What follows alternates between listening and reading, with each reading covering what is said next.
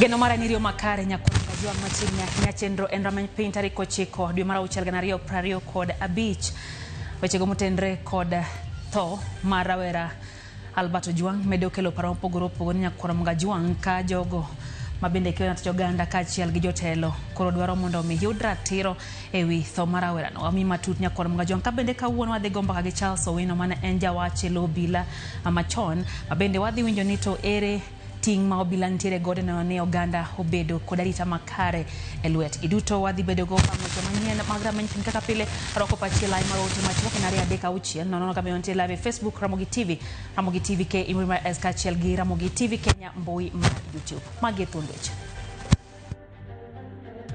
We have interdicted to allow for a speedy investigation to ensure that there is no interference whatsoever. They are culpable and they must be able to answer to the death of Albert Ojwang. Tendo bila koda ipoa yango ni nonro chakore ewito Albert Ojwang kakoro bende oyango ni jalupo gai marobila emane nyocha ngur ni rawerano oketho nyinge.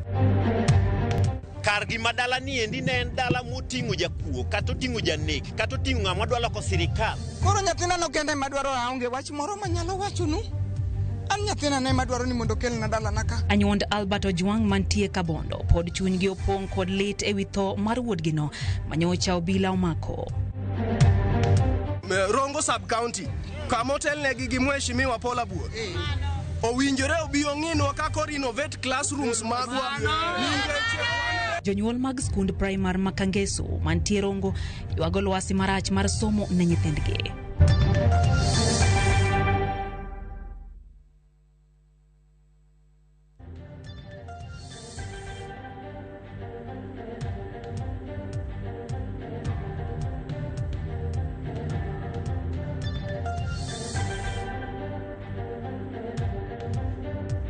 Kod jaloko Belinda Adhiambo nyinga Lydia Okeyo. Obila osingo chiwo neno duto madware e konyo yango tho mar Albert magisani okete lwet duol makonyo tije obila IPOA. Oga mar obila Douglas Kanja bende olero ni en adier ni jalupne Eliud Lagat ema nyocha ochwalo ng'ur ni Albert nyocha otimo andika moro marayany e wiye. Bero mar ingre Albert gwen temo odiochieng' makiny jafo marwa Cynthia Onyango oluwo sigani kendo miyo waler. Kaka okang' mar temo yango chenro mar obila temo keto lere tho mar Albert Ojwang kuku mar tendo obila mapachoka ochopo e tesendo obila ma Central e boma ma Nairobi kama nyocha ogeng'ne Albert Ojwang motelo ne tho mare. During a routine cell inspection, Ojwang was found unconscious. He was immediately rushed to Bagathi Hospital for treatment, as documented at the occurrence book number 9/08/06 of 2025 at 01:39 hours. Upon arrival, he was declared dead. Given the circumstances surrounding the incident, it was necessary to investigate the death. Ogai mar obila Douglas Kanja oketi orindi maliet mar keto lere wi nying jatendo obila ma osebedo kawachore ni manyocha ochiwo ng'ur ni Albert ndiko weche maketho nyinge mbui. Kanja olero ni en adier ni jalupne Eliud Lagat manyocha ochwalo ng'ur. Let me put it this way. The reasons as to why the late Ojwang was arrested together with a few others is because there was a complaint that had been launched by the DIG KPS about his name being tarnished. So it is on that basis that investigations were actually being carried out. Ka opogore gi kaka osebedo katimore, twak mar Kanja bende oyore gi jotend IPOA ma bende owinjore onon timbe mag obila go. Kata kamano, tendo obila wacho ni giditiyo kanyakla kod IPOA mar nono tho mar rawerano ka IPOA bende oyango ni gisechako timo nonro ewi tho mar Albert kendo obila bich mag okwach kich osedadhogi. Just to confirm that we have received the information about the death from the IG and we have commenced our investigations in accordance with the law. I want to assure him and members of the public that IPOA will do everything possible to ensure that justice is served for the family. and we will provide all the necessary support to the independent investigative agencies in order to resolve this case, and we will provide further updates as the investigation progresses. Motelo nema tendo bila mapachoka oyango chungwe tich obila duto mane nitiere tich e kinde ma Albert ne ogengne kendo ne owito ngimane tesendo bila ma Central kotelnegi kod OCS margi. I ordered the interdiction of the following officers with immediate effects. Number one is the officer commanding the station, that is the Central Police Station OCS, the duty officer who was on duty during the night in question,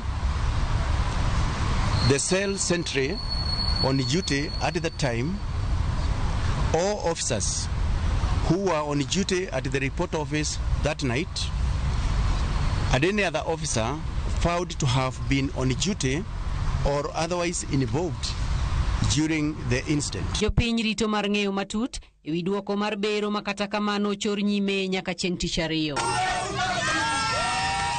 Bango bila chiwo nendgi, anyuola chiwo ywakgi kendo joked ne ratich oganda bende sundo sirikal. Penjo, en ni anyuola biro yudo ratiro koso oyo? Cynthia Onyango, Ramogi TV, etesendo bila ma Central. Anyuola marawera majahigni 31 Albert Omondi Ojwang manyotho eyo magalagala esel matesendo bila ma Central bure Nairobi koro dwani obila omigi ler malong'o ewi gino manyonego wuodgi. Kaka Ali Abich lero gikwedo report ma obila wacho ni rawerano nyotho bang' tumo wiye e korot.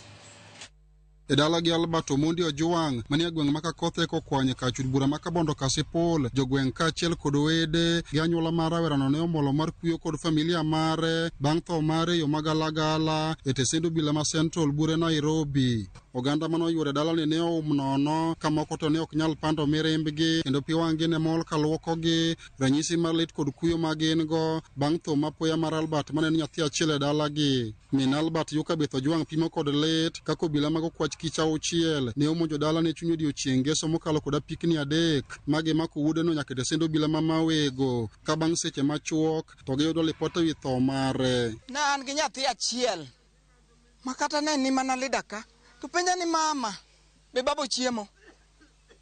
Koro nyathina no kende madwaro aonge wach moro manyalo wachonu. An nyathina ne madwaro ni mondo kelna dala naka. Polis biro makaw nyathina kubedo kachicha. Kubedo e kidi cha gi jaode. Aketo ne gi chiemo kacha mondo nyathi ocham. Nyathi ong'iyo bao. Nyathi dwa pidho bao. Nyathi koro weya gi bao. Makata puon kama nyathi ok ong'weny. Kasto giwuonda ni wach itero Nairobi ni nyathini noketho nying jatelo. Ngeso mane obila mako Albert e dalagi ne odhi nyime kod tije mapile mag dala ka yiendegi mane onyiewo ni odwa pidho e dalagi bang' yudo migago mar odiochieng' e chieng' mane omakeno to pod oling' kama ne oketogie ka girito mondo pidhgi. Familia mar Albert wuoro kaka obila auchiel ne omonjo dalagi ma ochweyo make ka gikoni achiel kuom obilago eko ne osingonegi ni Albert ne lwedo makare bang' ka ne osemake. Boma niendi nobedo attacked gi piki 3 ariyo donjo kaluwo kacha tachielo luoro gi ku kar gi madala niendi ne en dala moting'o jakuo kata oting'o janek kata oting'o ng'ama dwa loko sirikal ne gin askeche 6 to jariyo emane wuoyo achiel en Sigei machielo iluongo ni Rapul. Sama gikawe to gihakikisha ne joge ni nyathini is very safe in their hands. The word very safe came from Mr. Sigei.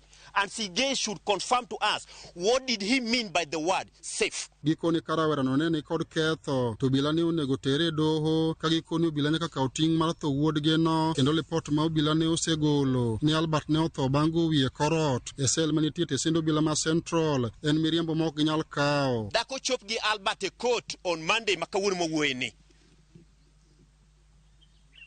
Wawacho ni report mabiro nwa ni nyathini nogo wiye e korot. Wan kaka nyuola wang'e ni nyathini onegi. Wadwaro adier kuom nyathini. Sirikal mamalo, mamlaka mamalo, polis ma wa entrust ngimawa, mwachulo ushuru, wakwayo ni mondo mi wadieri kuom nyathini. Jo sirikal, bed jo siasa, gibed jo machalo nade. Ni mondo mi nyiswa gima onego nyathiwa Albert mondo Ojwang. Gima koro ne wapenjo ni to kuonde machalo Homabay kaeri onge gi gine, onge gi police cells. Kisini ka, Kisumu ni ka, Nyamira ni ka, ang'o miyo nitere ma Nairobi? Wede kod anyuola mar Albert koro dwani sirikal omigi ratiro mar wuodgi no, kendo giywak ne jotelo kaachiel kod josiasa mopogore mondo owuog oko motegno e wachno. Gima kama ok nyal timore to jotelo ling'aling'a.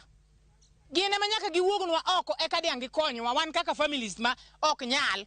Sirikal ema konyo ng'ama ok nyal. To ok nyal kawo nyathi ka ngima kowuok dalagi ni tiduogo ni nyathino tho. Nyaka sa mwuoye ni kokinyi sani an koka winyo no mondo tho. Sani e koka winyo no mondo tho. Ne ok ang'e no mondo tho. Koro sirikal akwayo unaka ka unyalo konya nikech omondi ne an gachiel. Omondi nyathi achiel maonge moro mimede. An ema nokonya. Omondi ni ema ne konya. Omondi ni ema nong'ena tuo adhi osiptal. Maendi en dalagi Albert Omondi masani koro lumbi kod lit gi kuyo kwako ka familia mare kaachiel kod anyuolane penjo gimomiyo obila ne ogole chiegni kilomita moingo 400 kawuok e dalagi kaendi nyaka bure Nairobi ma koro thone ne owuoke.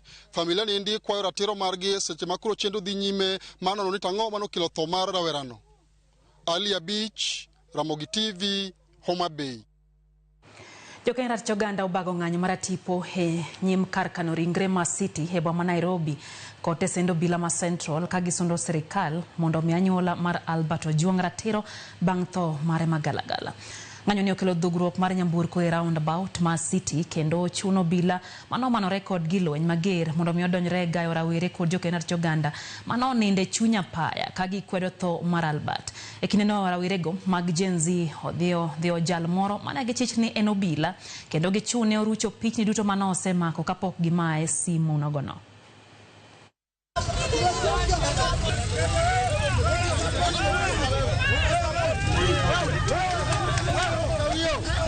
What is the need of hiding? Let Kenyans know, and the ambiguity of saying in any other officer. Who are these any other officers? And secondly, the officers who picked Mr. Albert Ojwang from Homabay, are they part and parcel of those who have been interdicted? Without telling Kenyans in plain word of who these individuals are, will be treated to just PR for purposes of calming down the citizens of Kenya. Unavyofahamu wale ambao wanashukiwa ama washukiwa wakuu ni kitengo cha polisi. Kwa hivyo hatuwezi kuwa na imani ikiwa polisi bado wao ndio wataongoza huu uchunguzi. Ndio kwa maana tumesema IPOA ni sawa, waendelee, wao ndio washikilie usukani wa kufanya uchunguzi huu na wapate usaidizi. One life lost is too much. It's one life too much. And I want to say this in a nutshell. You may think this is Albert, this is Ojwang, belonging to some family.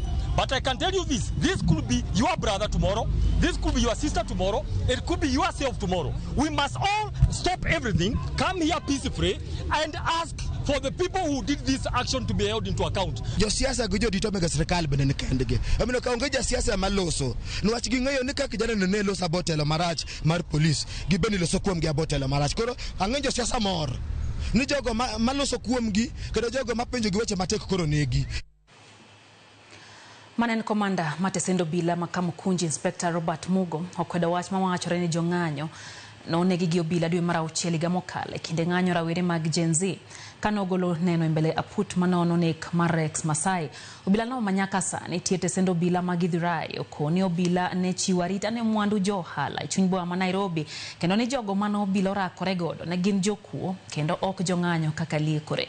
Mugo wacho ni moko kuomgi ne nigi gilweny kendo ni obila ne onge gi bunde kaka liekore kendo ni ne gin mana gi iro malongo wang' kod arunge ka bende ne girwako lepgi mag tich.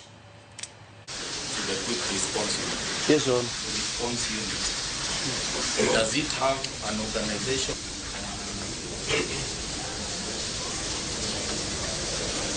Now, yes, Your Honor, on 25th of June 2024,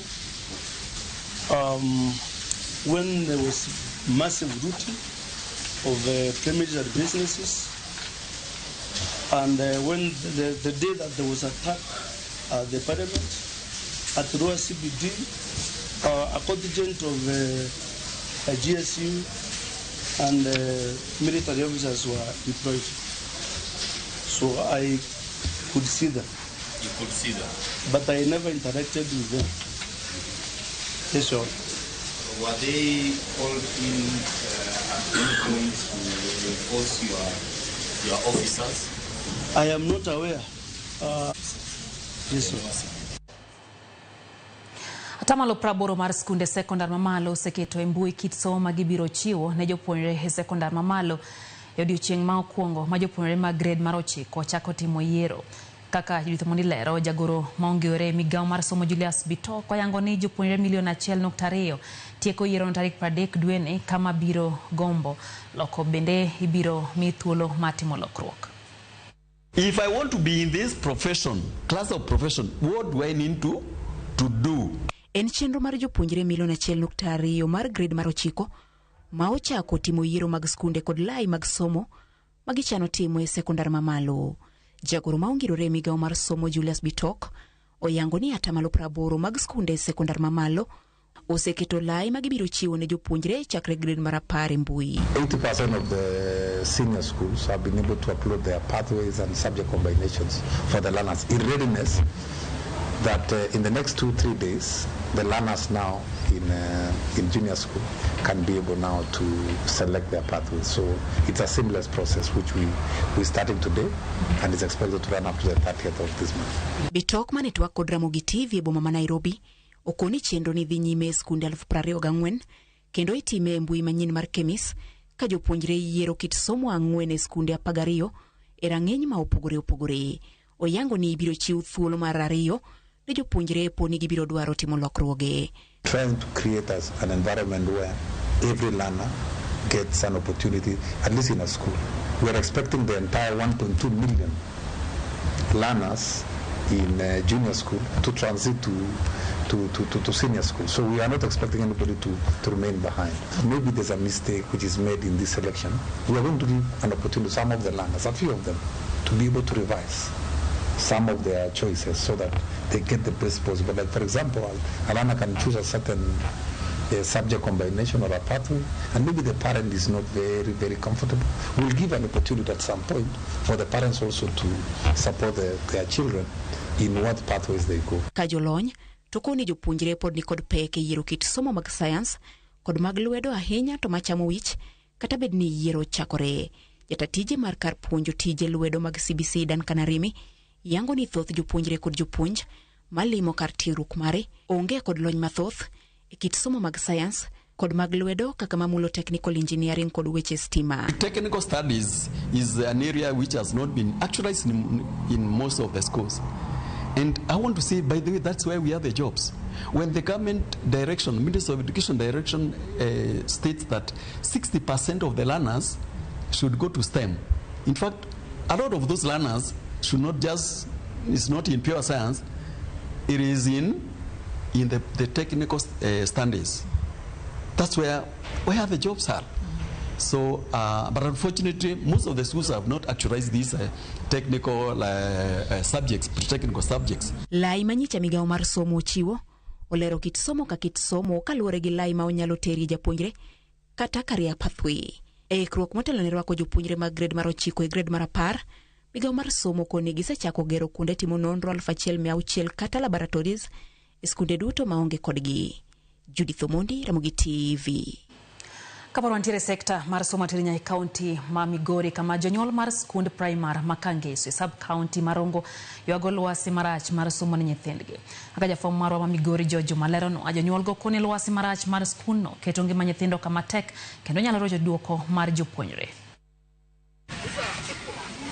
Kinde medo kalo kanyuole skund primar no mar Kangeso e sabkono marongo yuago lwasi marach mar somo ne nyithindgi e skund ni. Jonyuol mar skund ni mano bedo kod bura kod ten sikul ne kaachiel kod ten loch nanga yuak ni klese ma nyithindgi some sani richo kadir ot bendo timo kata buru. Nyithindo bede lo, nyithindo bedo kama rach, sikulu yugno. Pani e tabu kata mana buru oromo nyithindo ka nyathi biro to biro gi yoma makuma ketie onge. Kangeso entiere buo Rongo sub county kamotel negi gi mheshimiwa Polabuor.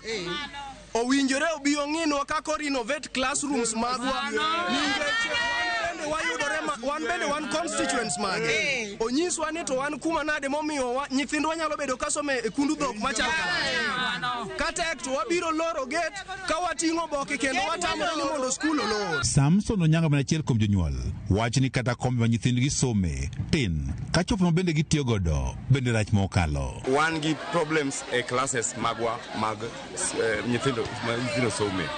Ariyo desks waremo e skundwa ne. Cho ma wan godo okrom nyithindwa to kendo be ok nober.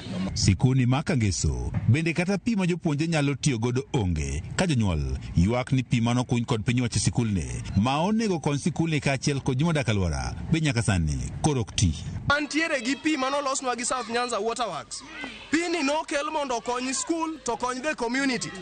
Nyaka ge thuolo mwawuoye ni onge benefit ma community yudo kuom pi mano obedo drill e skul. Skul bende ywak ni ngeche kwa ng'iyo chal mar skul onge pi to health and sanitation regulations to nyiso ni pi owinjore obed e skul mondo kony nyithindo. Onge kata pi ma nyithindo nyalo modho. Gedo ma klas ma jonasari kata ECD e skul primary ma Kangeso ma igero kod piny wacho ma kaunti ma Migori bende jonyuol ywak ni dhi mos e kinde ma nyithindgi onge kama some malong'o. Chiel kuom gima duong' kabisa wadwa ni ECD marwa ni kama rach kendo en kama rach. Nyithindwa ne buru EDF obika mondo ng'aka ginya konyowago. County government to come here mondo ginyiso ni wanya konyo nang'o mondo migigo yodhi makare. Erokamano ne governor marwa Mheshimiwa Ochila Yako kuom ne deo Kangeso mondo en bende no yude ECD center. To kata kamano gitime follow up mar kaka pesa gitiyo. Ningeche waluor ne gilware lwedo marach. Waluor ahinya ni pesa olware lwedo marach. George Juma, Ramogi TV, Migori. Jod bura mag duond buch ODM oseotho makoch mar Albert Ojwang kendo kwa jatend piny Kenya William Ruto okawo okang' motegno ne obila ma itudo kod tho mare. We cannot have this. We have buried too many young people to bury one more young person. It's not going to happen. No. The president himself has said that he will bring to order the people that are in the government that are rogue, and we want to therefore tell the president, please strike your whip on people who are violating rights. The Independent Police Oversighting Authority must conduct an open and credible investigation, and if it cannot, maybe it should pave way for an inquest. Full accountability and full responsibility must be the way forward. A country which does not allow young people to express themselves and to inquire is a dead country. Anybody who may have caused that death is brought to book without favor and without fear, because one life of a Kenyan lost is too many lives lost. Our investigative and oversight bodies like IPOA, to restore public confidence, they must make sure that those officers are quickly brought to book. Please don't relent, don't just interdict, go to the bottom of why Ojwang was arrested, taken to the cell, walking and looking healthy, and the next day he was no more. Daka na prayo koda chiel nyakorom Ojwang wakao yuo macho kende chenro mara menping karakamana kao paro magu neno kanyo Pastor Collins Odindo wacho nosechope yo makare hentie bondo he county Siaya wacho no bila kikuond oganda nikech ging'eyo gimonego Albert wacho ni en ng'a mano nyiso gi no goyo wiye korot police wetugo gi oganda ginyis oganda hadieri wacho ni leta ahinya. Ano bende Rolex Ondeng Mahumabe wacho kanyo ni MP Marongo Pola Buro winjore okonye jopuonjre Marongo mine mebiro mako nyithindo kendo wacho ni seche gi kaka piny chal sani ok owinjore nyithindo soma kama chal kod mano. Japuonj Joseph Oyo mano japuonj madini mar kanisa Jokopere Nyandiwa Parish wacho no mor kod ripode mar Ramogi TV mi oganda seche duto. Rakmano wacho ni tho mar Albert Lweto bila jo ipone go timie nonro maber nikech gin e wang' oganda. Wacho ni weche motimore lingling omiyo winjo bedni gichiwo ler ne joma obet kod lit kod kuyo mondo bende ratiro oyudre. Okela Loch Jakiranda wacho no chayo kabisa tendo bila ma Kenya kuom lalo ngima kijana matin. Wacho ni rais onego kawi okang' ne polis kabisa.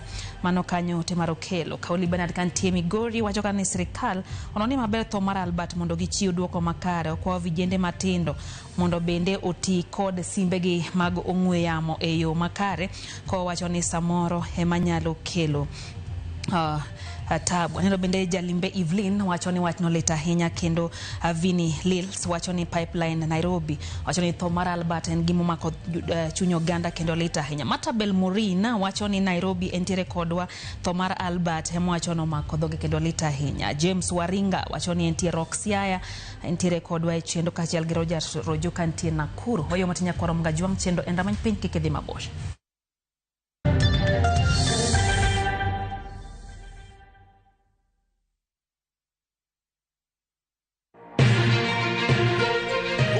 Chuny boma ma Nairobi machiegni gi Naromoro kokale gode koda ore kendo mol e gwenge duto ma pachoka. Okinyi kokinyi wayango ni kaka piny oru ma en rupe kama wami nonro to kod chal mar fwambo wa encourage conversation wamenyo ni weche mamako ngimani.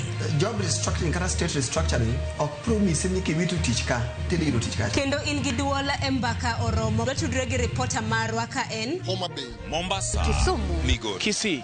Wabedo gi twak kachiel koda ka jolony weche mopogore opogore. No amiyo Parliament a lot of authority. To authority no gitiyogo mana mondo konygi. Tudri gi Joyce Oduor, Sharon Ong'ao kod Cleophas Oluoch e chenro mar Rupiny kod Mbaka Oromo. Wuok tich nyaka tich abich chakre sa 12 okinyi nyaka sa 5 onyango e Ramogi TV.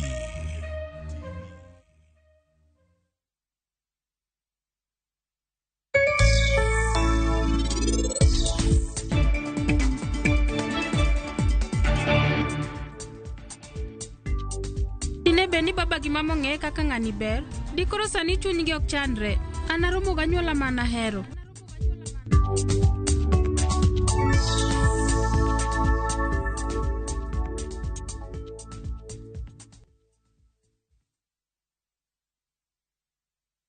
Je, wewe ni dereva taksi ama mwenye boda? Bas, habari ndio hii. Sasa kuna platform mpya ambayo inakutambua na ina reward efforts zako. Karibu WeGo. At WeGo, you're not just a driver, you're a partner. Enjoy the lowest commission in the market, only 10%. No hidden fees, no stress, no drama. More of your money now stays in your pockets. Na pia kama unakagari kako idol hapo nyumbani ama kwa kayad, wewe pia omoka na WeGo. Kujiunga na WeGo ni rahisi. PSV license, good conduct, legit insurance, ID, na logbook yako. Approval ni chap chap bila drama. Drive when you want, earn how you want, and enjoy the best driver commissions in the market. Download WeGo app leo kwa Google Play Store or App Store, or SMS WeGo to 20425. WeGo, let's go.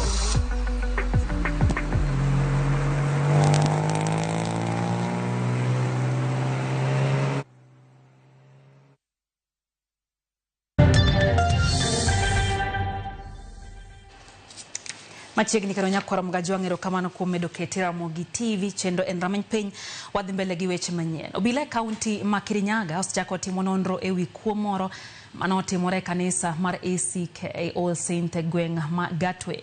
Jonjore ma ne omonjo kanisa no kendo kwalo mwandu kendo chamo mkate kod sakramit ma gichwe gi luwe divai. Armstrong Osutwa ntiere kod siganano.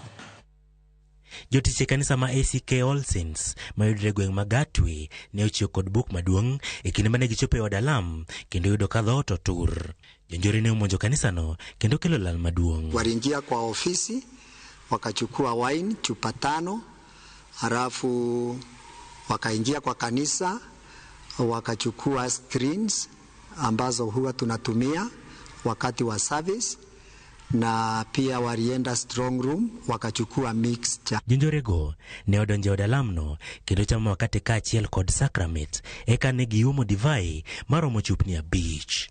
Wachore ni mwandu manego gi 700,000 ne okwal e kinde monj makamano. Hii sio kitu ya kawaida, na ombi letu ni wakaweze kumbadilika, wakanjirudi, wakaone hayo matendo ambayo wametenda sio kitu ambacho kinaweza kufurahisha Mungu. Ripoti wi monj makama ne ochwal kod chukdar mar kanisano bang' libamba winjo nduru mane wuok e kanisano. Chukdarno ne oyud ka otwe gi tonde ka wachore ni osebedo kanyo kuom kinde malach kapok ne libamba gorese kendo tere od thieth. Laptop na vitu zingine ambazo ni dogodogo hivi, alafu wakaenda kwa kazizi wakaiba, kulikuwa kuna pesa na DeFi na hata kibuyu ya watchman ile ilikuwa na chai aliweza kubeba. Sijaifikiria hivyo na nikaambia Mungu atuonekanie, kwa sababu hii kitendo si nzuri, na hao watu wenye wamefanya hivyo ni laana wanachukulia watoto wao na hata familia zao. Tumeonelea sasa wamewacha kuimba huko kwa kijiji, sasa wameingilia makanisani. Juu sasa hapo ni kusema hii maneno sasa imezidi. Monj makama en Mara Beach e kaunti ma Kirinyaga e budu cha kende. Armstrong Osutwa, Ramogi TV. Kora mga juang podwa dhi mbele gi weche manyien no kanyo ka engineer Rajo Toyo Ngao Jakagwa wachoka choni oworo gik matimore pachoka en gima bende makodho ganda jo Kenya. Carlton Japanese Abdul Sutru wachoka chani Interior Kindu Bay kato wachoni wach ojuang no lit kabisa, kendo wachoni polis onego maki nikech ok gin gi chik mar nego ng'ato kato bedo ne ok gimake kamano. Kambona ja ngolo moja wachoni entiere kodwa chenro koya kamoro ni Kagweno. Nelson Odhiamba nini kachain bende wachoni dhum kacha na nyisi ni jaluo kayo wang to dhum kendo ndiko kisungu madongo to kachoko gi kanyakla to wacho kanyo ni polise chalni okwacha dier kotenre kod tho mano mar Albert. Samuel Achenje wachoni entie kileleshwa Nairobi kaito beno ote mar Baba Twins Maro Njinyo wachoni en mos ne anyuonda Albert kuom tho makamano. Vijende ugoko mondo me ondikre e kazi mtaani entiere Kisumu, Europe. Moses Ogundo bende wachoni entie Migori County wachoni owora hinya kaka rawera no nyalo tho e lwet obila munjo bedni ema rite e yo makare. Osinoyo wachoni entie Nairobi kendo entie kodwa e chenro miano kanyo ote mar Jaruso onyisa kachata wuoro kaka nyakasao ikwale kanisa mano Green Army Chief wachoni entiere kodwa e chenro mar ameny piny mana kaka pile. Kendo bende ote kanyo mar Honorable Kwanya wachoni entiere kodwa kendo wachoni Weche gi manyien chopo ne eyo makare odhiao makawuono. Binano Sarasinga mar wang' Neno West Kanyamkago wacho no sedonjo kaka pile entiere kod wecheno. George Mbenja wacho kanyo ni oluwo chenro makare entiere North Kanyamkago. Anna Kukotieno wacho kata ni entiere Timlicho di Oinga wacho kanyo ni adieri gimotimore ne Ojuang oken wach mowinjo bedni timore pachoka. Wacho ni nonro winjo timre malong'o ahinya ne polise go. Wacho ni okwayo IPOA mondo nonie wachno to IG mondo miyo winje okonye oganda gi nying polise mano ochopo kendo ondhiyo rawerano mochwe owito ngimane. John Olwali wacho ni polise go makne gi bura wacho ni gin masani tudo gi kod nek mar rawerano kendo gidwaro moratiro oyudre eyo makare. Bende John Apidi wacho ni entiere umoja chunya lita hinya kaka ne onego Juang wacho ni ratiro mondo miyo yudre. Felix Ochare wacho kanyo ni entiere kodwa eyo makare wacho Juang ema sirikal no nie malong'o wacho ni ok wadwar tugo kaka oganda lagatno winjo bedni no osegwetao. Felix wacho kata ni entiere Kanga e county ma Migori aino bendesa Ongoe Joseph wacho ni ugenya weche gichopo ne yo makare ahinya. Okoth Nyobar wacho ni entielo ka osedonje yo makare kod Misungu min Esmi kawuo Kalara Pacho kod Otenga gintiere kodwa chendo Nyakoro Juang. Okinyi Chogo wacho no wuoro tho mondo kijana no wacho ni lita ahinya gin weche moko winjo bedni timore e pacho ka Nyakoro Juang. Oyo matin waduo kod mathoth chendo ni mara manyape.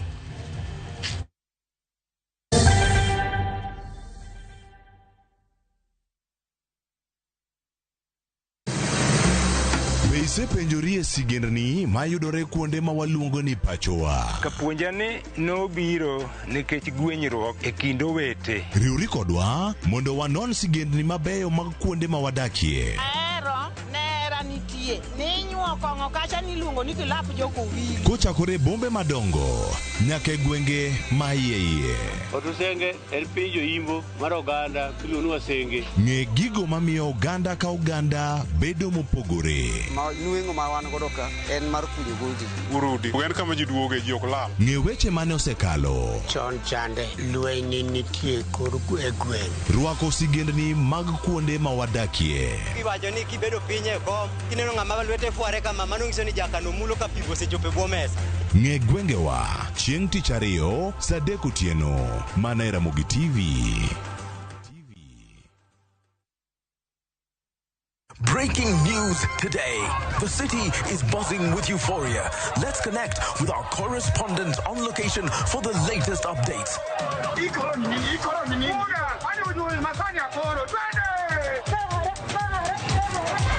But what exactly is Koro? I just received my cars from Koro. Just quick and easy.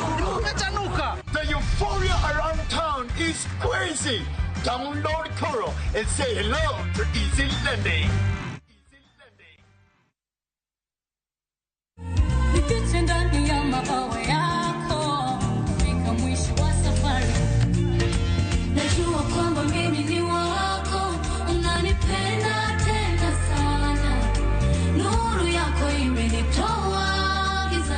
Mimi naitwa Vestine, one of Vestine and Dorcas. Kupata wimbo huyu bonyeza *811*381#. Kumbuka, Skiza na Citizen ni nyumbani kwa wasanii wote.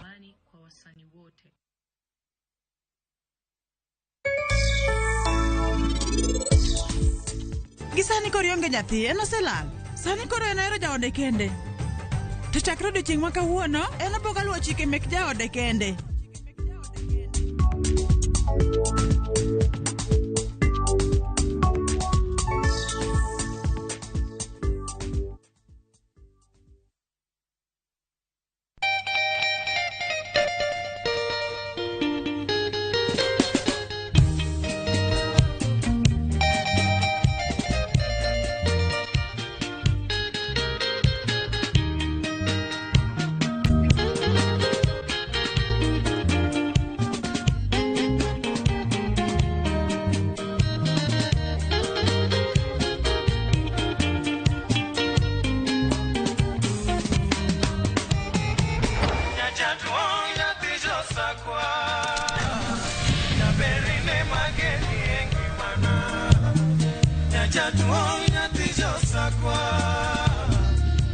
Radio Ramogi, Cartoon Jaluo.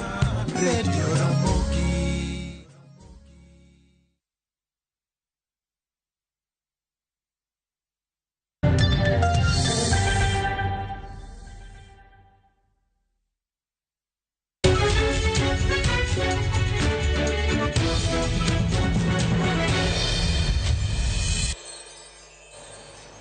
Poradhi mbele nyakora mwajange ngioni weche kumutendre kod budget maiga ne riwruog jogo maloko hande nyamburko Mombasa koni nengo geche kidek idho chakre kadiponi piny owacho kadho budget kod paro mar chik mar omenda kaka enno.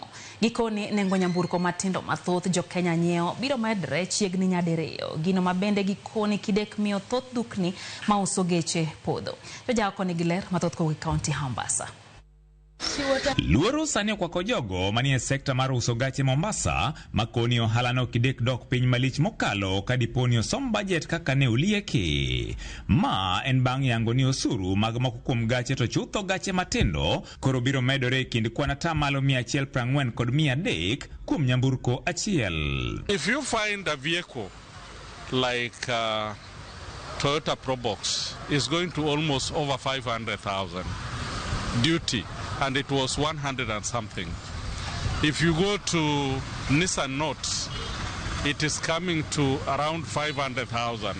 It was 232. What does that one tell you? It tells you that that vehicle will not be affordable. Ushuru umeletwa, kusema ukweli utatuumiza sana, kwa sababu hii magari imeongezewa ni ile mtu ambaye wa chini ambayo tulikuwa tukiweza kununua tutaweza kununua tena. Gikoni piny owacho medo mana chiego adhola mapoko chango e yor medo usuru mag nyamburko e seche gi mabende oganda mathoth imayo gache mane ginyiewo e yor gowi motamo gi chulo. Right now, the purchasing power is down. And if you go even to the magazine of today, go to the magazines of today, print media, you will find so many vehicles are being auctioned. Why are they being auctioned? Because the buyers cannot pay their installments. Sasa hii watu hata wameshindwa na kununua magari juu hata wenye madeni wameshindwa na kulipa deni. Inabidi ukikopa gari inakuja inachukuliwa na wenyewe. Sisi tunaona inatuumiza na ishatuumiza tayari. Hakuna vile tutaweza. Jakom kamati mochung' ne weche mag omenda e od bura koni kaluwore gi lipot mar KRA ma en kaluwore gi lokruok mar nengo dola kipimo kod siling ma pacho kae kind weche mamoko. Exchange rate ya Kenya shilling versus USD ilikuwa 100.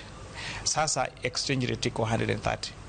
Haya ya pili, hiyo system ya kwamba unalipa kodi kulingana na mwaka wa gari sio fair, kwa sababu inafaa kuwa katika taxes zote ambazo huwa tunazilipa, it is based on the price, not any other. Kama kwa mfano ukinunua microphone, kama hii microphone ni 100 na iko na VAT, unalipa 16% of 100 shillings of this microphone. Haulipi based on microphone itengezwa mwaka upi. Our industry is already dying. We used to import over 200,000 vehicles. Last year but one, we imported only 70,000 units. 2024, by August we had imported only 40,000 units. Luoro margi en ni oganda mathoth manie sekta mar uso kod nyiewo gache dhi bedo kod ng'ikruok mapek chakre tarik 1 dwe mar 7 ma idhi chaki tim chikno kokadhe. We have brokers here, we have garages who are earning from this industry, we have clearing and forwarding agents, we have drivers that are shunting these vehicles from the port to the CFS and from the CFS to the showrooms. These are all employment.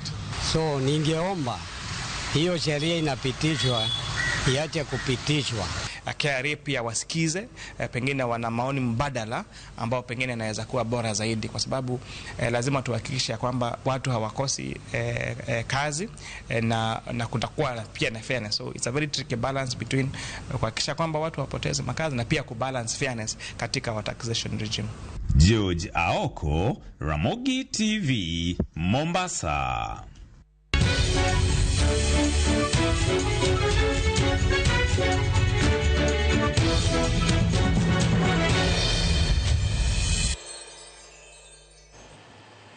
Moses Kuria ma en jachiw paro e weche uchumi na jatend piny Kenya William Ruto kwedo kweth maketo sirikal tesre e weche magisiko kagidiro ne sirikal ka owacho ni sirikal oketo maino mar neno ni gichwalo dongruok ne jopiny. Kano wuoyo nyasi mar choko omenda e kanisa ma St. Catherine Novusiana Catholic mayudre kar chung od bura ma Ugenya kod St. Boniface Aluor Parish mayudre Gem. Kuria nomedo ni sirikal ok bi chiko itgi ne siasa go ka okoni kweth no maketo sirikal tesre biro yudo buok e duoko mag yiero maduong' mabiro. Ne otene gi jatend migawo mar teko kod modhi James Opio Wandai, jaod bura magem Melisha Odhiambo kod nyawadgi ma Ugenya David Ochieng duto manojiwo ni sirikal mar Manywanda geto mana kelo riwruok mar oganda ka gikwa jotelo makaluo mondo mi oriwre kendo chiw sir na jatend piny Kenya William Ruto. Na tukue pamoja. Unajua kuna watu wako kwa kiwanja peke yao. Ile siku sisi tutaingia kwa kiwanja, kuna watu watatafuta mashimo ya kutorokea. Sababu sisi tuko na ujuzi ya siasa. The only thing we have decided to do as we are busy. So, kwa nini tukue na kisirani na wale watu wako idle? Sio ni haki yao. If they have chosen that path for themselves, the only thing I'm asking of them, do not make noise to those people who want to do something. If you have given up on life, that is your right. Hii safari tumeanza ya kuunganisha wa Kenya chini ya Mheshimiwa Rais Ruto na Baba Raila Amolo Odinga, lazima tufikishe mwisho. Tufikishe mwisho kabisa. Wale ambao wanatembea wakieneza mambo ya ukabila watabaki nyuma peke yao. And I want to congratulate the president for being forthright and ensuring that there's affirmative action in supporting our people. I want to tell the president that we'll stand with him when the right time comes. And I want to ask the Luos, in whatever they are, that it's not right for us people to always have doubts about us. Jagoro mung'eyore migawo mar arita kwe Dr. Raymond Omolo yango ni jatend piny Kenya William Ruto biro telo e chenro mar ketho gi lweny ma ok opuodhi ma sekta mar arita oseyudo lwedo ma ok mag sirikal. Magi oyango bang' yawo ayanga romo mokelo kanyakla jokanyo mag pinje 15 matimo romo e Kenya kae ewi chal mar bunde kod gi lweny mager mantie lwet oganda, taro mar chik kendo rocho wechego mag arita. So we have a series of meetings that have begun this morning. The government experts from the member states have been discussing a number of issues and following up on several resolutions from the previous engagements with the purpose of then leading to the technical advisory committee, which will be on Wednesday, and finally the Council of Ministers meeting, which will happen on Friday. Throughout the week, as I've mentioned, the region still continues to face challenges with the handling and management of small arms and light weapons. We have challenges with regards to our borders, which still remain porous. We have challenges on insecurity being pushed by different criminal elements across our countries. And there's also a lot of trade on small arms and light weapons. So what we expect from these engagements throughout the week is to be able to look at how to tighten the operations and the management of these small and light weapons. We expect Jamatindo mathurka ochayo josiasa maketo piny owacho tesre kuom nyawo siasa mag pogruok manyalo kelo sigu e kind jopiny. Brand Midiwo koni josiasa nyaka koro poga kinde siasa kod kinde mag tich kokone sani kaka jomatindo gisiro kwe moseneno nyaka ne jatend piny Kenya William Ruto kod ogai mar ODM Raila Amolo Odinga bed kod winjruok. Osemo jomatindo mondo mi kik chikit gine josiasa madhiro agenda mag dhoudi e pacho kae. Kaka wan joluo nyaka koro sani wamakre mondo wakony jatend piny tiyo tich. Kasto mar ariyo, ji te mosebedo ka itiyo godo mar pingo jatend piny. Gitulia samar siasa bro chopo, to gisani wari walwedo monde kwa bende ka Nyasaye oyie chieng' moro wanyalo yudo kuma bende wachako go ni jaluo koro bede. Nyoro naneno ka Bwana manyocha tich otamoni rigiji giti mare koro sani giwuotho kocha giwacho gine makoro giwacho wach marakwede to rigiji ni ene manyocha nosiko ka eko wacho kaka shares gine magin gi shares ene manopogo shares koro ang'o masani owilre ma from nowhere rigiji koro machako wacho emukato telo ni jok mawacho wach mar ni ati akwede ntiere siasa. Jokanisa mar SDA mayudre milambo mar ho marokako kwa piso kwach kich mondo mi odonjre mibadhi moro mar $62 magiwacho ni ne owuondgi ni biro tigo de nyiolo maromo heka 34 e gweng' ma Kileleshwa e alwora maboma ma Narok. Kane giwero mo mapoya gweng'go jokanisa goywak ni ler mar wach lo okong'ere kendo pesa makamano oselalgo. Gikwayo jotelo mamalo ma kanisano mondo kawi okang' maneno ni ondao mar chik okawne achijego ka gikoni apisa mag kwach kich owinjo bed ni konyogi neno ni omenda go ok olal godo. Na tuko na shamba na ukweli ni kwamba hakuna shamba. Tumekuwa tukichanga kwa muda, kila mwezi tunajinyima, mama mboga anajinyima. Tulikuwa tunachanga kila mwezi 100 mara unakuta unaongeza, unaambiwa uweke, na sababu kwa kweli kama kazi ya Mungu tulikuwa tunajitolea, unaongeza hata unakuta unatoa 1000 plus.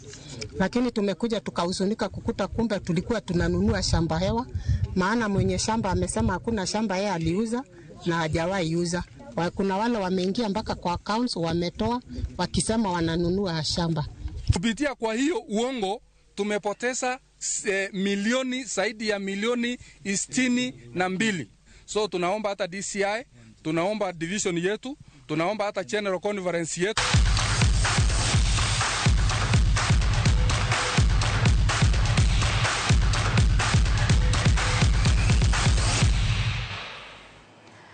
Bang' wuok amodhi nono gi tim mar Chad tuko osiepe ma Marrakesh piny mar Morocco, tim mar Harambee Stars biro bago ne Chad tuko osiep mar ariyo odiechieng' makiny.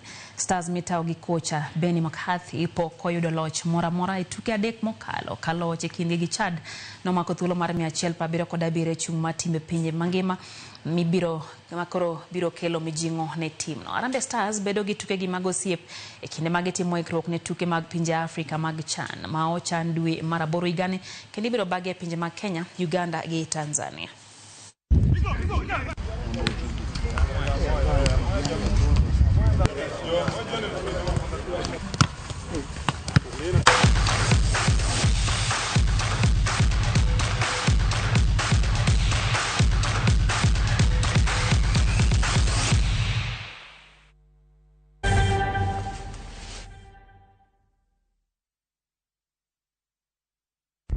Saa zingine mambo kupata bila plan. Gas ndio imeisha, landlord akuache upumue, mtoto ni mgonjwa na bado ni mid-month. Usijibox kwa noma.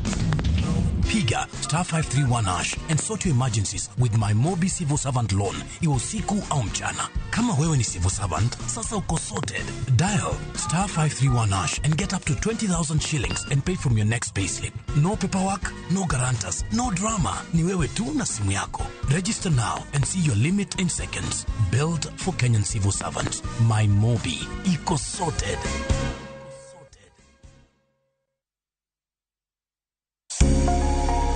Lwedo chweyo. Koroka sana watiyo gi lwetwa.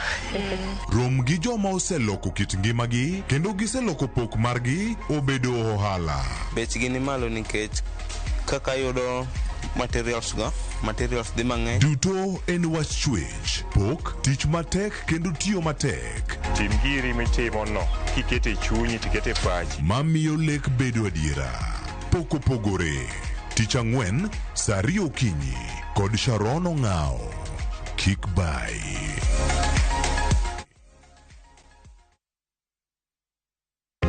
Jothurwa, be usebedo gi gombo mar ng'eyo kaka cham wuok e kodhi nyaka chop kaka chiemo e mesa?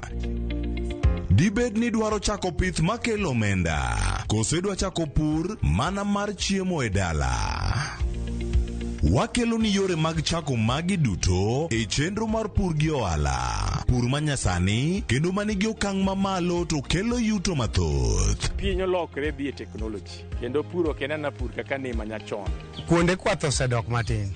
Tinyalo bet gi dhiang' achiel mar grade tikete e ot tiomone chiemo to ochiemo. Pur mchele ber kendo nyalo teri mabor.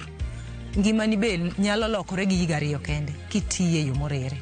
Pur gi ohala kelo ni jopur kendo joma olony e weche pur. Chieng' tich adek, saa 1:45 otieno, kik bai.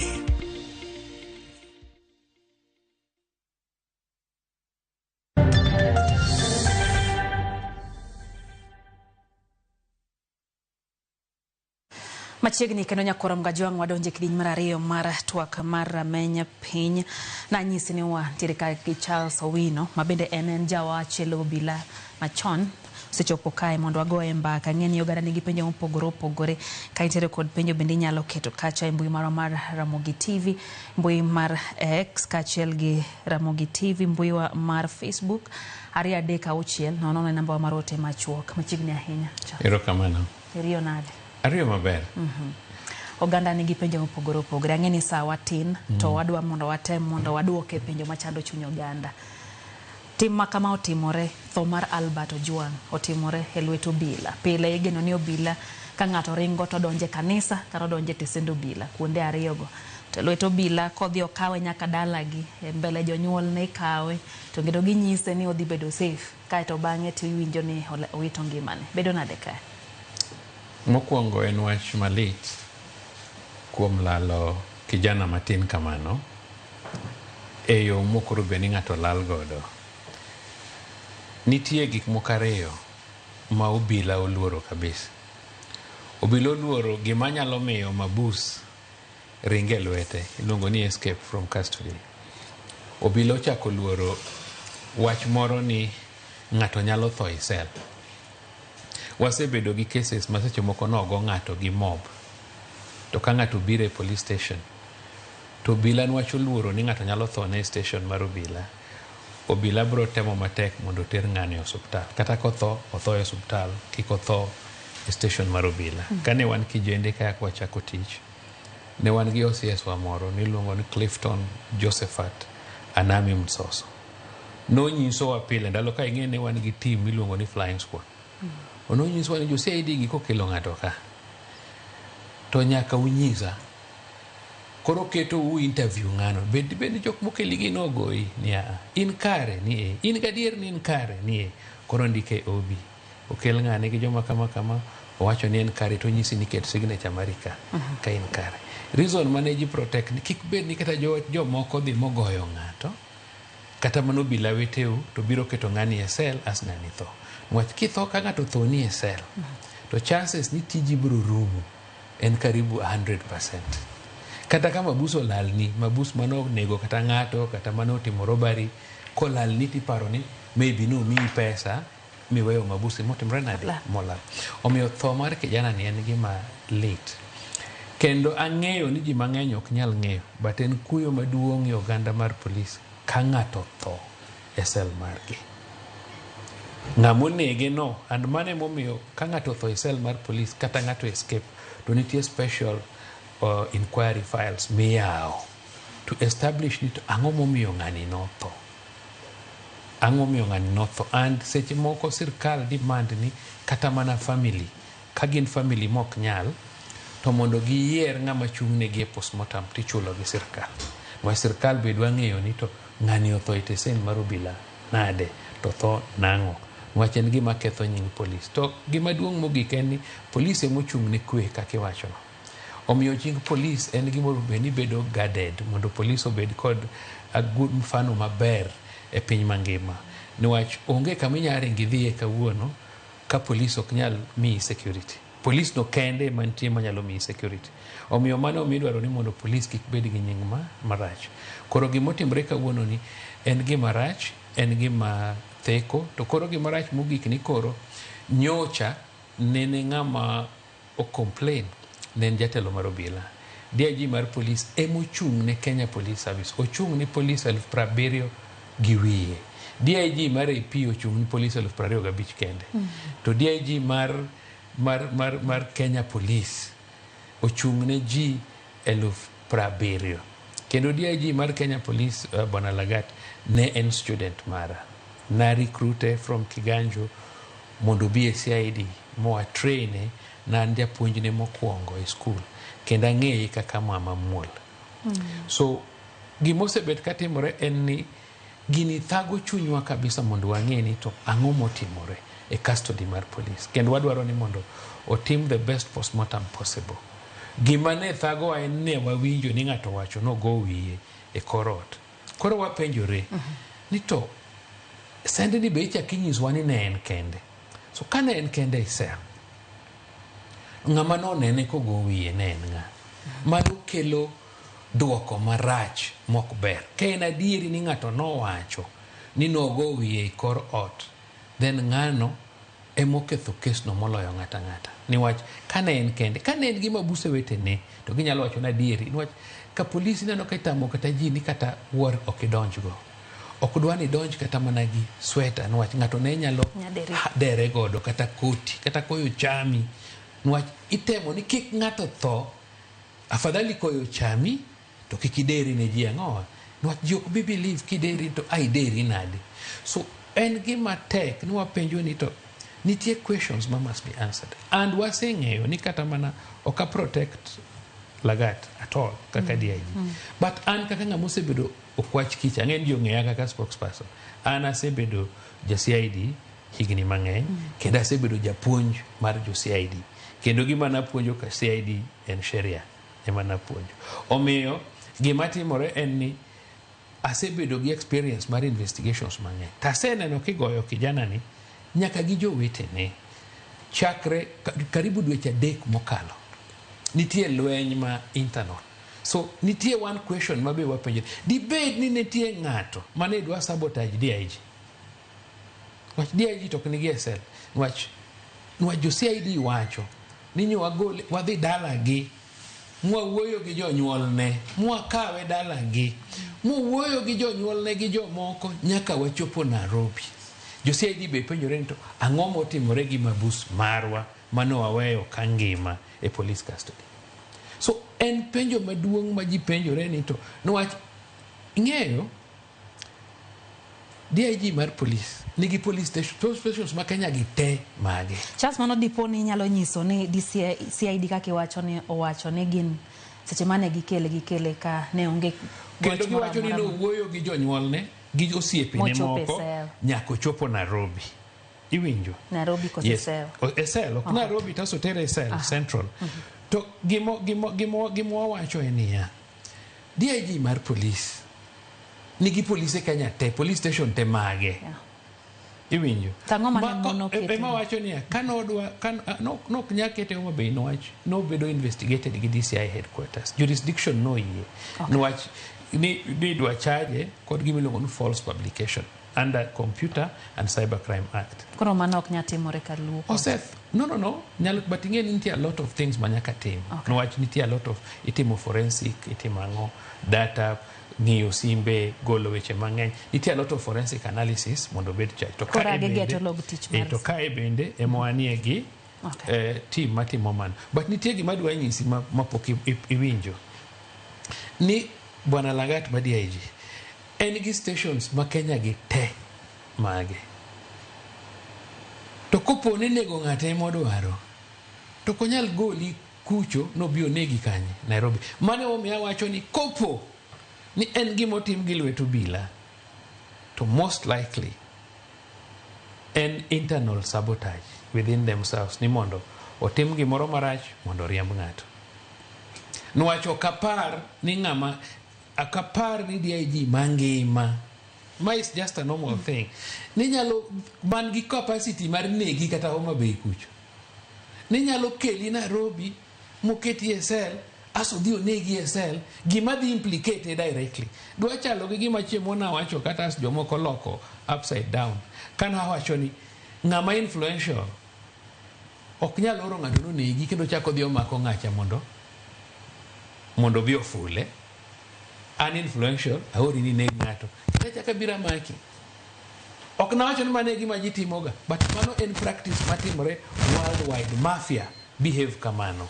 Mafia nyalo ori ni tim gimoro to chieni kae gichako gi hinyi. Iwinjo? So magi gin common. Omiyo kata mana issue mar bila motimre ni wadwaro ni mondo team investigations ma broad, a wide net, mondo wang'e ni to ang'o mane nyalo bedo notimore. Gima ok ang'eyo whether Central Police Station nigi CCTV mondo wang'e ne dibed ni nitie ng'at manodonjo sandni gotieno. Wach ing'e ni kwanyalo yudo ni nitie ng'ama nodonjo sandni gotieno, then ng'ane monego kijana ni mondo nyiswa ni to nego kijana ni nang'o.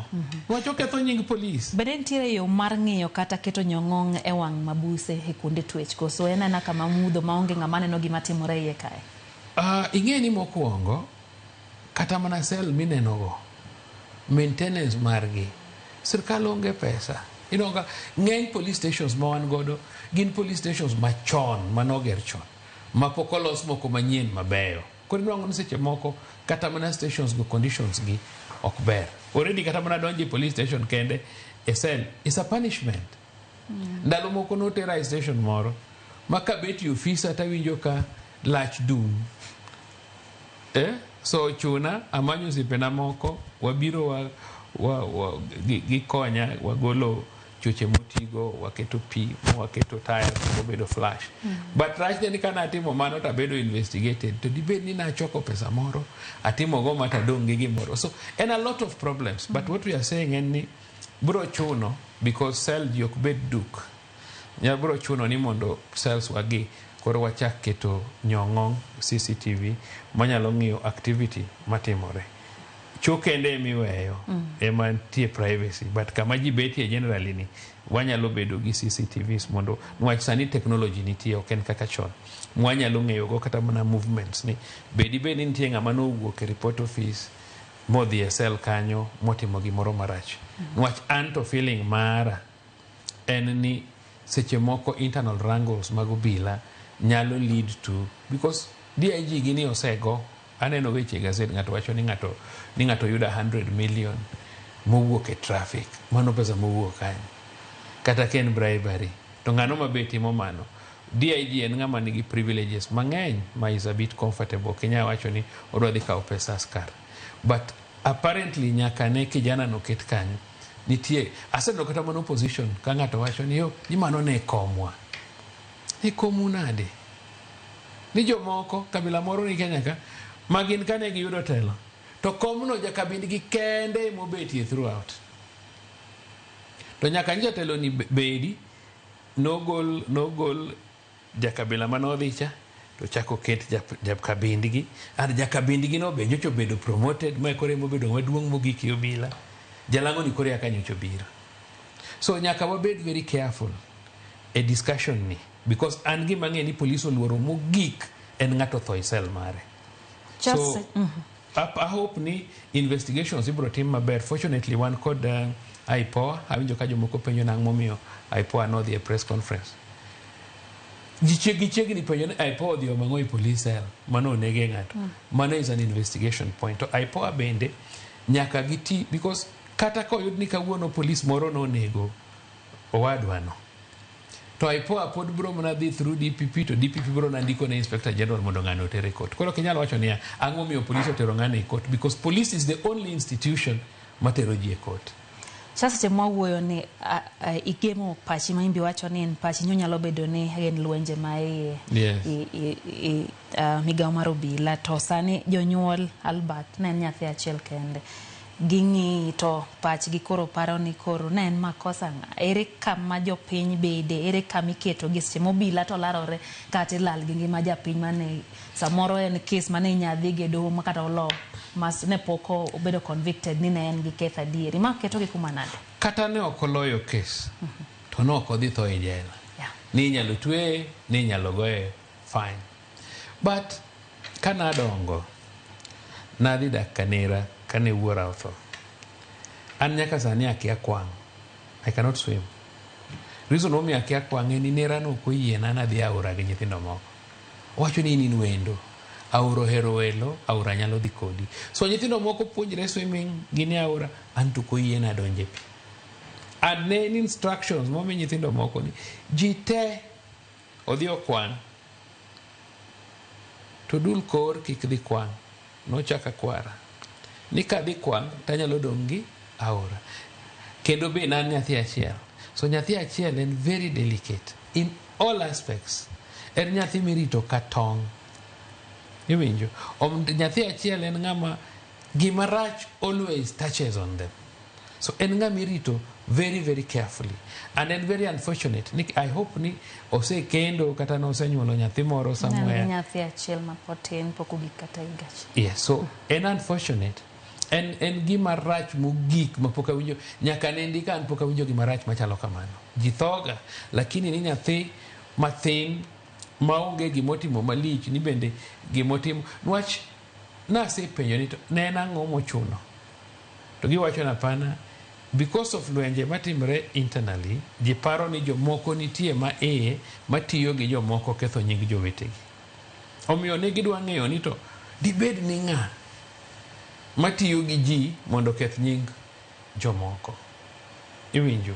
So aparo ni mane purpose maduong' mar investigations. Omiyo kata mana ng'ama ne make with an intention mondo ng'e ni to ng'ano maoro jalni kose ena gimobo nene mbui to bendo timre nade osambaza.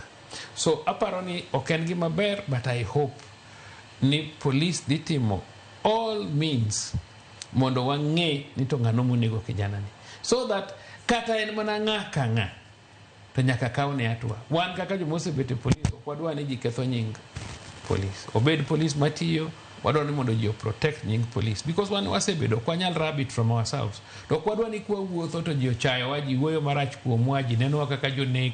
We don't want that. Omiyo anawacho ni by all means police nyaka deploy. Police nigi capacity. The only thing manyalo bedo ni kata bedango the jok mane ni kanyo go should tell us the true story. Jok manaome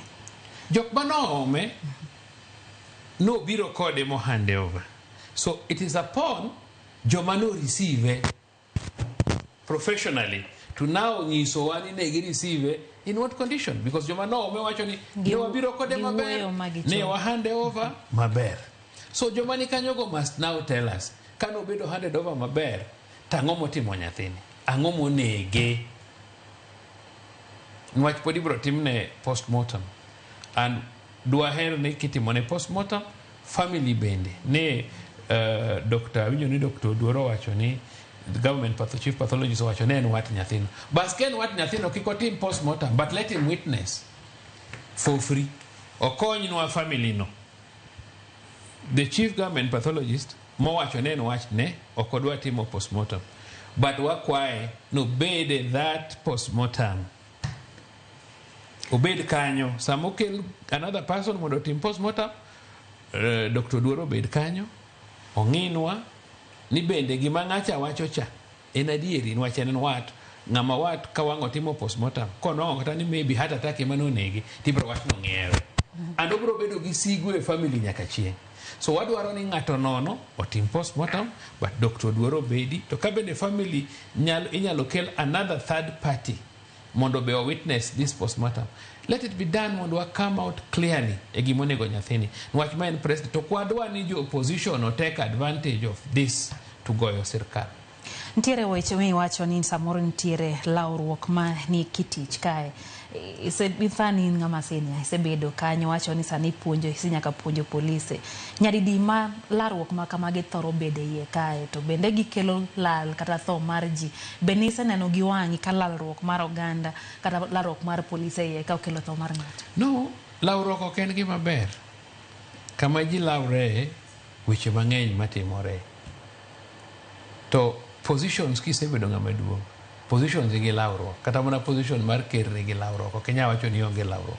Kata mana headmaster mar primary nitie lawruok, kata mana assistant chief, kata mana mukuru mar gweng' nitie lawruok. So onge kama leadership nitiere ma onge lawruok, and it can bring any problem depending on capacity ma ji lawre.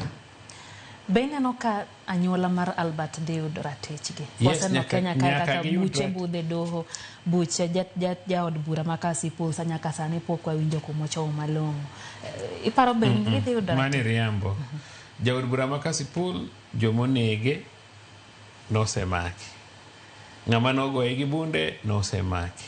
Bunde manonege noseyudo. To pod gina gima nang'eyo, yes, to mane procedure mar court. Niwach komaki tibeda chich nyaka chiemo royal buchi marum. Iseno jite mosetho, kadwa mention their names, jomose negi. Inongo ka jimang'eny ni kata oko. Sirkal constitution no se iye ni kata ng'amo kos mada inyalo mi ang'owa bond. So mare ni bende nyaka wang'e ni to nyaka wanwang justice ne family. The problem any death is a finality. Kisetho isetho. So onge any justice ma can be compared to sustaining life mar ng'amatin. Charles Giomio wacho mae nyaka Bukrex maina gini pod nitiere kae pod poko yalo rumo. To DIG ni ne nitiere presa kata seche mane gitwak gi jofuambo, seche man ni igolo weche gi po bende ni kanyo. Nitie kaka kano wuoyo jatelo mar Okinde mano kanyo Fithu Dhiambo. No wacho ni mondo chiwne gi ler koponi gini idhi ket ratiro nenre o makare, bedo ni DIG pod nitiere nyaka ikunde miwache weche gi. Ere kama gini ketoa? Iwinjo, en very wrong. Odhiambo en ng'ama osomo, kendo en jasheria. En very wrong mondo gi implicate ng'ato directly because ni complain against someone ma ng'ano kele custody in eminege. That is what they are trying to say. Gitemo wacho ni DIG monege. An gima wacho en ni onge ng'ama en above the law. Obed DIG, obed IG, obed kata mana president ok en above the law. Any president of Kenya mako ka in office. But oken above the law. Iwinje. So, bedo a presa enema in DIG. And bedo ne DIG no, nyaka pod bed established. No, I use for example, niko po nitie lawruok within obila. To ngat moro no the sabotage or the monego ngani in order mondo bed implicated mondo riembe tich. Then how do you reverse it? King ka discover no ken part of it. To kwa wach no ken part of it. Wawacho ni nyaka bed established ni ngano mo commit. And ing'eyo ni investigations bende. Jomoko nyalo nego ng'ato to giringo with a rumor mondo gi divert attention mag investigators. Odong dak ariyo kende. Seche ma ng'ato untiere kar twich kata sel. Ero kang mikawo pono ni uwinji no yudo hinyruok. Nikech samoro kine go wi migo mikawo ngimani bere go endi. To seche ma ine lweto bila ine sel kacha. Ero kang mikawo pono ni uwinje kata ni intiere kod mutni moro moko winjore. Cell bedo visited. Once before midnight and once after midnight. At least cell bedo visited. To mar ariyo bende cell kanyo be jomoko nyalo duogo. Ng'ato tuo, ng'ato dwa konyore, you know, depending on the situation mar cell. So, inwang'o ni all the time, nwach joma nie report office, reports bire police station throughout nyaka piny ru. So, onge samilore police station gotieno. Kaka mae ni koni, ne gidhi ng'iyo cell, to ginwang'o ka en unconscious. So, gimatimore en ni, bedo ni ng'ato nie cell, nyako bed protected, nyaka ng'eno cell ne kama wacho ni safe moloyo kamora, nwach in police custody. But kine cell to nitie any sign of tuo, whether it is just tuo makawaida, tuo morogoi, then the best thing en ni kawi iterie hospital. Kendi riti hospital kanyo machieli maduoki. Kata kin ng'ama owach ni bed admitted, ti bed admitted kanyo. To ka en offense moro mapeti, aka koro offense mane otimore no ken gimoro mar tho gi kuo. Inyalo mi cash bail. Tinyisi ni deyo asti duogo. Watieko nikech sa wuoye gi oganda ewi wach ni nikech thoth oganda no ka ote mana yudo ka ne gin mag orote makuyo no makodho oganda ahinya. Wuoye kodi kapok watieko kwa loro. Gima nya wacho en ni onge gima rach mogik molo tho. And onge ng'ama nyalo kati bed mana jajuok. Okinya tho e yo mofuwo. Nyaka teri e doho maluwo yore ni kaka timore. To marach mogik ma nyathi mae ogandawa. And sani wabende kaka ogandawa wan delicate. Ni kwop ineno ka jomoko goyo siboi ni une broadcast government tinego jou. Akani se winjo mano. So jok mabe goyo siboi go gibe gin gi capacity to ng'iewo ng'ato and go and nego ng'ato and claim ni sirkal otimo. But okwadwa wacho mano nwach kama tho nitie en kama very painful.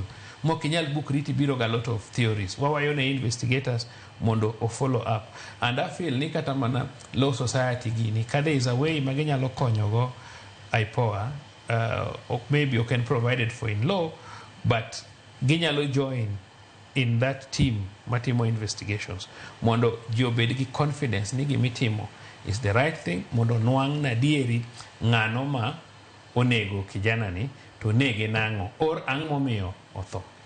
Rokamana nyako mriso thuolo go kodwa mbaka nyakor mga jong mano kanyan Charles Owino ne en jawachi lobila. Pod en musa ahinya ne familia mar Albert kendo genowa en ni ratiro bro yudore. Warom kendo saa dek e chenro mar oyimore kama wadhi medo kelo ni weche manyien. Nyinga Lydia Hoke. Orit masani.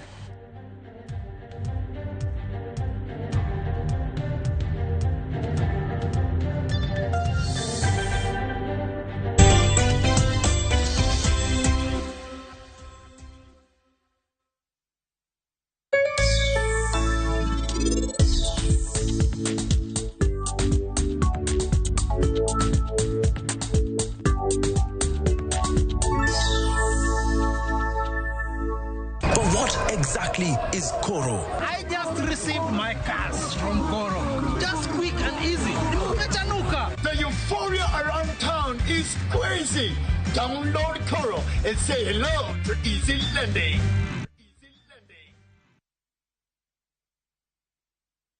View Travel takes you to iconic destinations: Paris, Rome, Santorini, Istanbul, Amsterdam, and more. Discover the charm of Germany, Portugal, the United Kingdom, Belgium, Denmark, and more European treasures. From vibrant bazaars to breathtaking landscapes, we take care of every detail: accommodation, transport, and expertly guided tours. Adventure, culture, or relaxation awaits. Tembelea Europe na View Travel. Visit viewtravel.com or call and WhatsApp 0703 254 254. View Travel. Dream, explore, discover.